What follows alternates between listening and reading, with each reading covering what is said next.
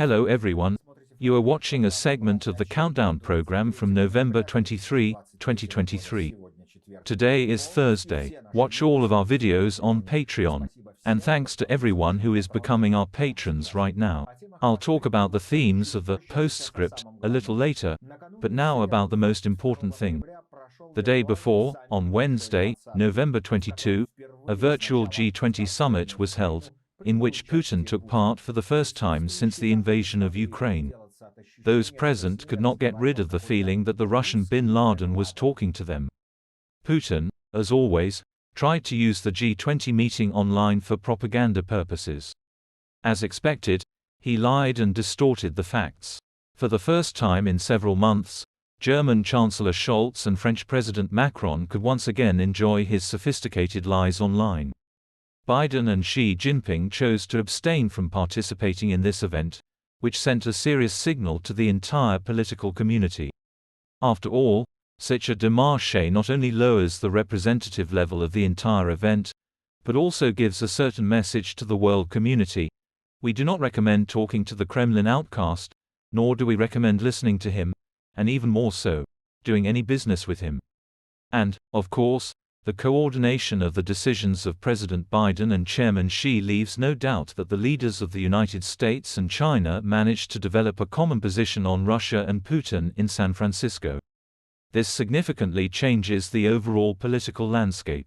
The two leading countries of the world are moving away from toxic Russia, making it clear to everyone, friendship with Putin is no longer in trend. Perhaps this is why Indian Prime Minister Modi never agreed on Putin's visit to New Delhi, citing his busy schedule.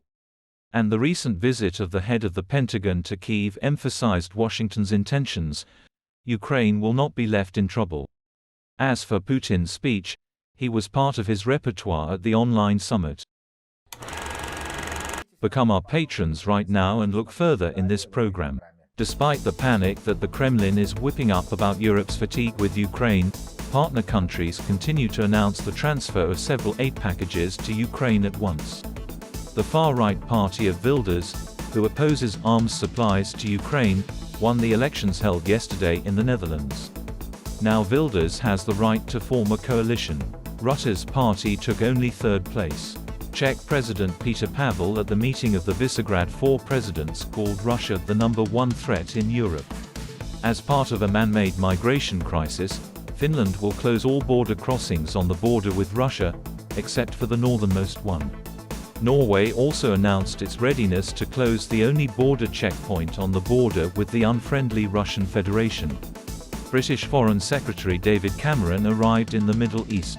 He will meet with Israeli and Palestinian leaders to discuss a deal to free hostages and deliver humanitarian aid to the Gaza Strip. An agreement on a temporary ceasefire and the release of hostages could begin to take effect on Friday. At the same time, Israel will not publish the information of the hostages until their release, so as not to give false hope to the families. Watch in the program, Postscript. Putin flew to Minsk for the summit of the CSTO organization. More precisely, what was left of it. Armenia has almost fallen away from it. Minsk itself did not greet the Kremlin rat with a gentle blizzard, as if hinting, it will be cold and gloomy. And the very prospects of the post-Soviet CSTO organization, aimed at the shadow leadership of the Russian Empire, are by no means cloudless. Propagandists are also mortal. In Ukraine, Boris Maksudov, an employee of the ROSSIYA24 TV channel, came under fire from the Ukrainian armed forces. After which he died. Colleagues in the fascist workshop are indignant. What are we for? And that is all. View our full programs on the Patreon resource. And thanks to everyone who is becoming our patrons right now. Hugs to everyone. See you tomorrow on Friday Live. Glory to Ukraine.